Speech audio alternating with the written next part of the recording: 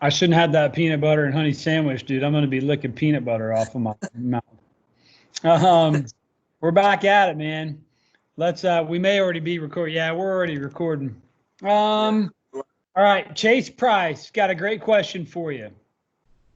How do you throw your curveball? We talked earlier.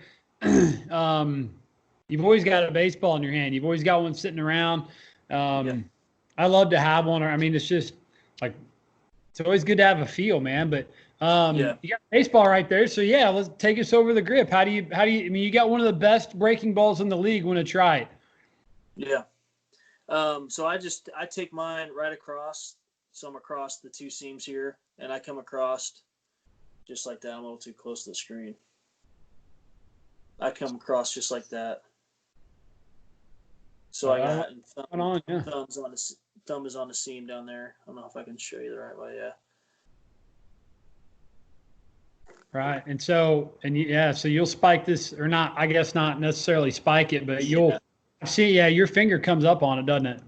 Yeah. So it's essentially just between my thumb. It's essentially just my thumb and my middle finger. I got a fake nail on here. That's why my nail looks funny. I got a pink nail. My nail split the other day while I was playing catch, and my wife's got some stuff on there to make it hardened up. So I was going to say, the next question, the next time we do this, guys are going to want to know why the pink nail's on there. So I got to explain it now. Yeah, kill all the rumors now. Yeah. So yeah, we come across here, and I got pressure on the outside of my finger here, on the outside of my middle, and then my thumb. So I got pressure there. I do have a gap. Some guys are tight and they choke. So I'm actually, I got a little gap there. You can see some daylight through there.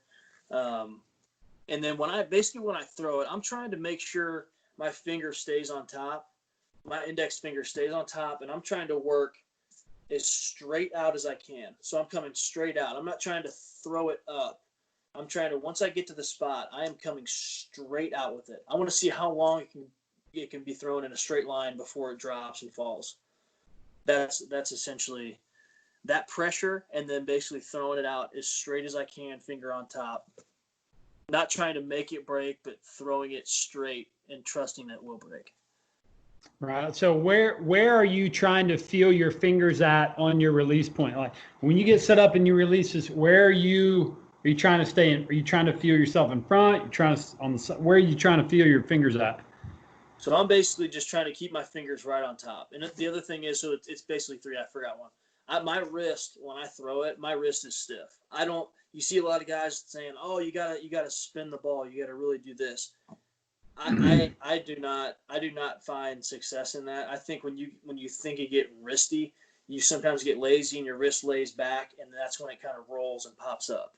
So for me, I find success when I have a stiff wrist, I got pressure outside of my finger, and a pressure on my thumb, and then I'm trying to work as straight out as I can, keep my fingers on top, working straight out. Right on, man.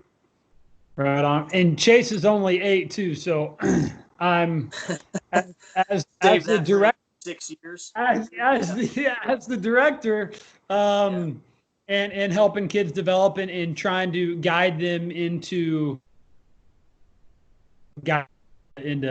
exercise things that are going to be good for their health. There's a lot of new research out there. There's a lot of things there's a lot of some studies out there that, hey, throwing a really good breaking ball the right way is way better than throwing reckless fastballs with really bad arm mechanics. And I feel like sometimes people run away with that as well, hey, it's okay to throw curveballs. Like there's a big difference in okay to throw curveballs and then knowing how to throw a curveball, knowing how many to throw, and just arm care in general. So, I mean, if you are without seeing him, general rule of thumb, I mean, and there's no right or wrong answer here, but how old were you when you started throwing breaking balls?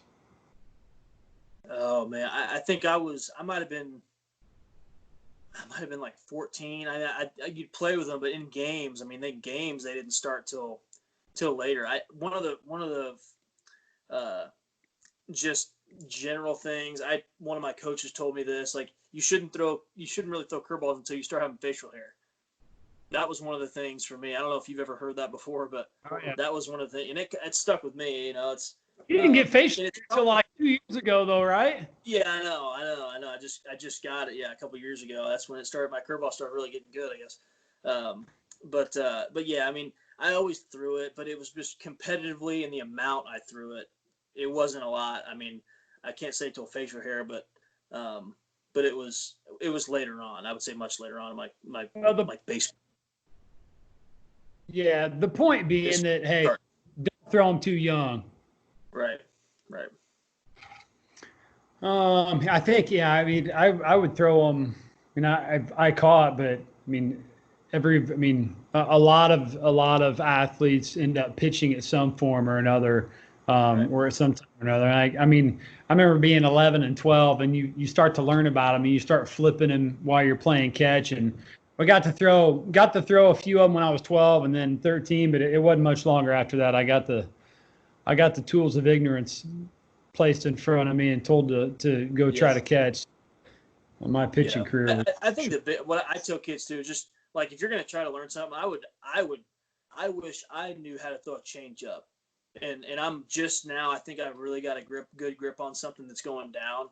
But it's more of a splitter, so it's not really a change up, but it's a change of speeds that I need, and it goes down. So I tell kids, like, if I'm your age, if I'm younger, I would try to learn how to throw the best changeup I can throw, because that's the closest pitch to a fastball that's not a fastball that you can throw. And I think that's what's going to get me, I think, to the next level.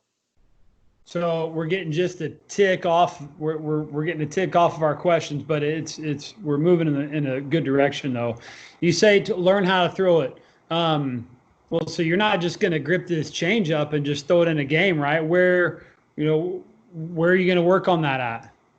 Yeah, you're playing catch with it. You're throwing long. If you're throwing 100 feet, 100 feet, I'm throwing a changeup 100 feet, and I'm trying to get the feel for it. Like right now, I'm gripping a baseball while I'm watching TV, and just where can I, I'm just thinking about how can I, the pressure. Where's my pressure now? Well, okay, today I had pressure here, and it moved a little bit more to the right, or it sank a little more, it dropped a little more. Okay, I want to try to repeat that. Or you're trying to constantly just think, develop, work, and you're playing catch with it. And heck, you get to a point, you can throw it in a game, and you trust it and throw it in a game. Bullpens, all that stuff. But it's a constant work in progress. And if you have something that you like, go with it, stick with it, try to refine it, and just make it as good as you possibly can.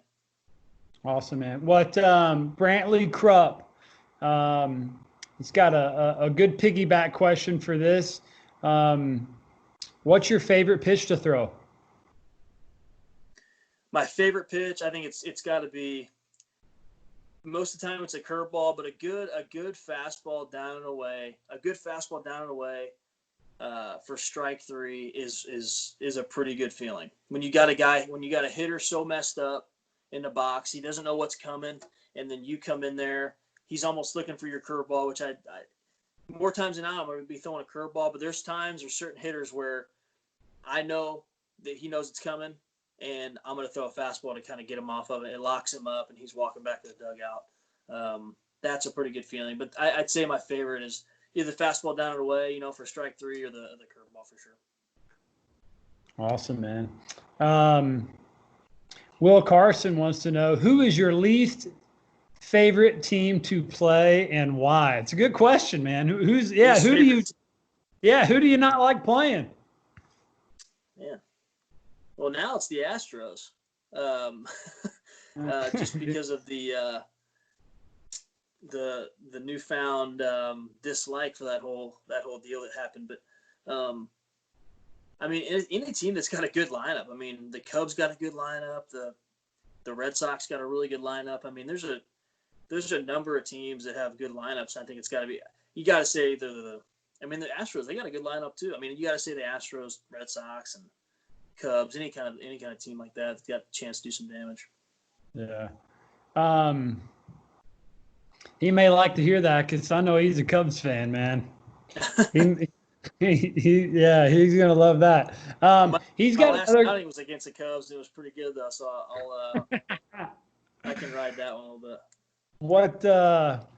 Yeah, he asked another question as well. Do you remember ever thinking you would not make it to the big leagues, and what made you keep trying? This is a really good question.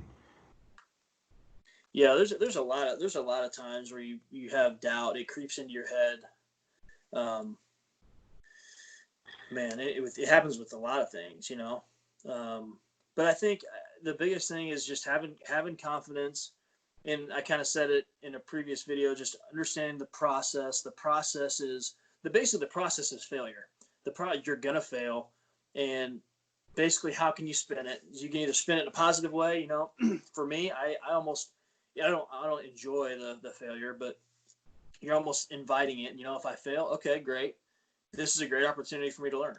How could I have done this in a different way to get a different outcome? And then learn from that. And then if it comes up again, and more times than not, it's going to happen again, you understand how to maybe go the other route to have success in this time, or hey, you may have to fail again. You may have to do it again. It didn't sink in, and you may have to fail again. But I think the failure is inevitable, but just having the confidence and knowing that it's just a process.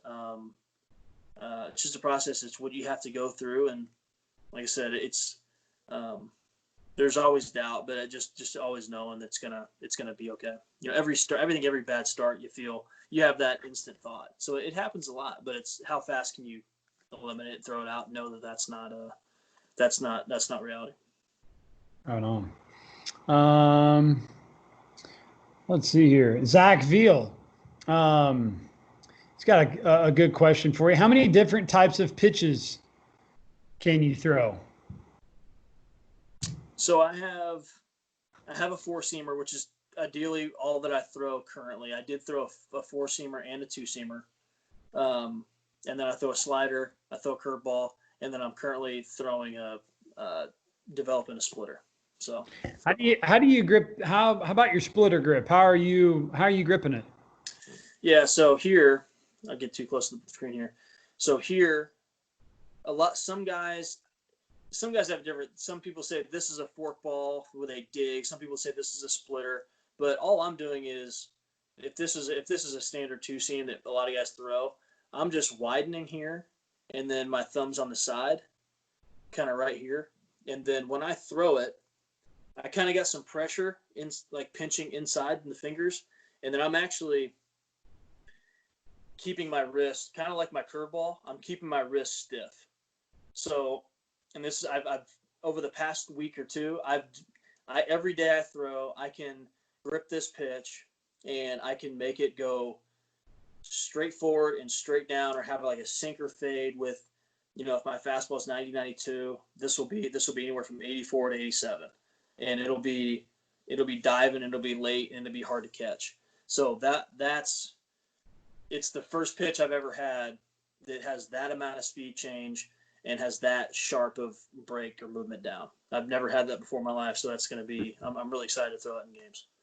Do you have, so when you release this ball, do you notice that if you release or maybe pronate a little bit early, that or maybe feel a little pressure on the inside, that you can get that ball to run down and in to a righty, down and away to a lefty? So I haven't quite got that yet. I think naturally if I do these two things and I throw the ball like normal, if I get my stiff wrist and I have the pressure here, it naturally tends to go either straight down or have that fade kind of down to the right. At some point, I think I will get to that where I get more pressure inside to make it tumble more or do that. But right now, I have a pretty consistent movement that I really like. So I'm currently just trying to keep that. Obviously, a year from now, I may be able to say that. But right now, I'm just getting that consistent movement. Yeah. Well, yeah, stay good at what you're good at, and then as you get more experience with it. Yeah. All